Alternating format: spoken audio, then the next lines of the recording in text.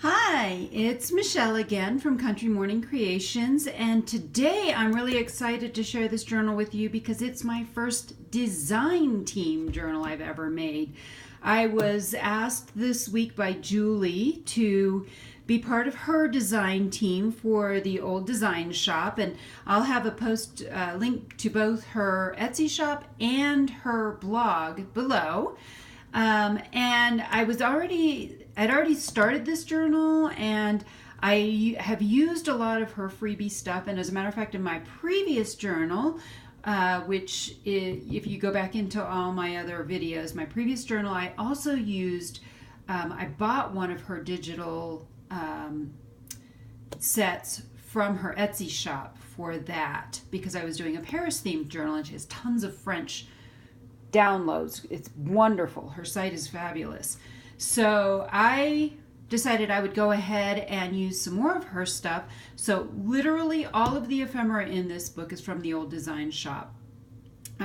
This is kind of more your standard. It's like 8 3/4 by 5 3/4 size. It is done in the ledger style, but it's not the smaller, narrower ledger style cover. But this is from Nick the Booksmith, and I'll put her link below as well.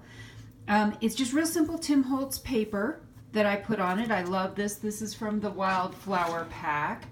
And of course, I always cut the pages apart because this would be on the wrong side and this would be on the wrong side. So I loved this. It has a very simple Tim Holtz book plate to it, some book page behind it, and I love how it says the printed pages underneath of it. And journal. This is from Nick the Booksmith as well. And let's just dive right in.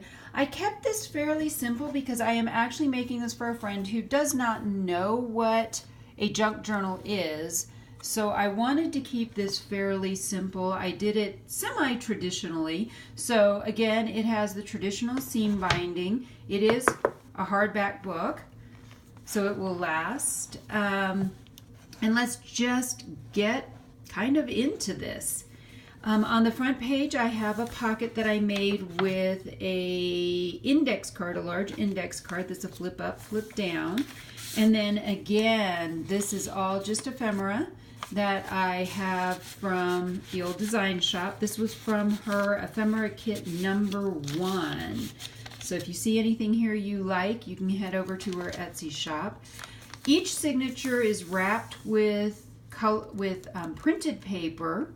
I decided to go this way, and each one has its own individual unique lace front. This is actually Tim Holtz collage paper, and I just made my own rather large tag there. And this piece right here is also from the old design shop. It's her ATC card size. And I have simply glued that down to a 3x5 index card and added some of the matching, you can see this is from this paper, so this was some of the paper that I cut off. And then this was inspired by Yvonne Preston. She has a challenge out, I think, right now on making tags, but this was from her layering, and she uses a fancy cut, oh, hang on, I'll grab it real quick. She has a scissor very similar to this one. This one of mine came in a kit, and I love the way that looks, so I use that instead of tearing. I have some paper punching. This is the Paper Studio paper punch with the roses, and a book page. This is from Nick the Booksmith, and a doily. And then I also used my Tim Holtz stencils to do some stenciling throughout this. It is 5 signatures, and I think it's about 140 pages, somewhere in there. Don't quote me on that. Some more ephemera. Again, this one I just printed out on, what is it called? Matte photo paper. And because this is a floral theme, I downloaded this piece of sheet music. It says, "A Rose from You." And I like having big pieces of ephemera like this, so you have lots and lots of room to write and journal. Another one, this one is an advertisement for Crown Perfume and Crown Lavender Pocket Salts, charming holiday gifts. This person I'm making it for loves crowns. And this is just another piece there. Again, another, so the beginning of each one, the front pocket has one of these words. And this I simply stamped. I have a set of those stamps where you can put the different letters together and create different stamps. Some more stenciling. An Edith Holden page.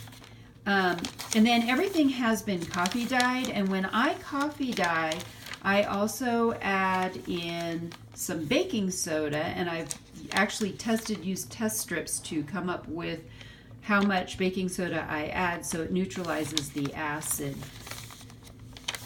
And then in the back, this is some real pretty flowers, another one of those cards that I made. This is actually just a stenciled large index card, but again, lots of great space for journaling. And then this is, again, a tag and another smaller journal card with the word journal here. This is some antique French music, and I get this from Stephanie Monahan over at Monahan's Papers, her Etsy shop. I'll also put a link below. I have a bunch of links to remember to put below. If I forget one, please let me know in the comments, because you may want that one. And, of course, my tracing paper that makes that wonderful crunchy sound, which I love, love, love. This is the center signature and the center of the book.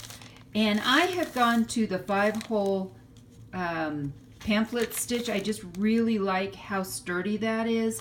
I started doing that about 3 or 4 journals ago. I just liked that much more sturdy stitch. And the other thing you can see is that this is a hollow back binding, so this journal lays flat. I love this kind of binding. So you can see a lot of just really plain blank spaces. Again, that's from the old design shop. And so is this. I love anything that's pink. Just pink, pink, pink. I love pink. So anytime I can find one that is pink, I'm going to put it in there.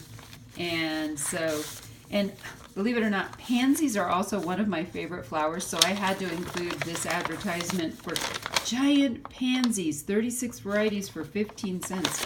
I wish I could still get them for that price. But no, not anymore. They're a little bit more expensive than that. This is also from Nick the Booksmith, and I just threw that one in there.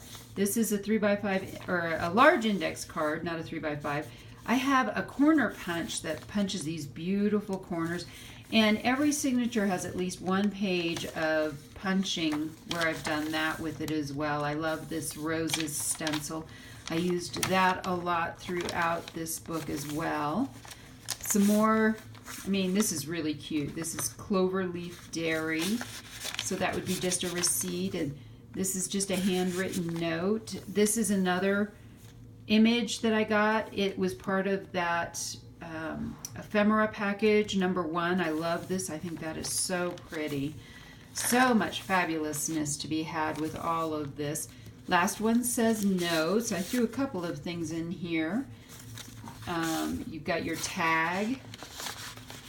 And then this is from the Tuckerton Bank. And then another one of my journaling cards that I made. What is this called? I shouldn't try to say things when my brain is not working. It's too early in the morning while I'm recording this. Ledger paper, there we go. This is really cool. This is actually from a 1930s dictionary and secretary's book that I have. I love using that for things. And just lots and lots of just coffee dyed paper, few book pages, and this is the last tuck spot. These are those little flowers that I make, and there's a video, if you go back through my videos, that is how to make those. And this one's for benzo cream. And I just thought those were really cute. And then at the back, I did not put any pockets on the back, but I do have my little Country Morning Creations book plate on the back. So that is my journal that I made for a friend. I'm calling this one Bouquet because it's all florals and I love all the flowers in it. Well, I hope you have enjoyed this flip through of my book. I hope that soon I will start making books to actually sell, and I may even get an Etsy shop. That would be pretty wild for me. So I hope you keep watching. Remember to hit subscribe.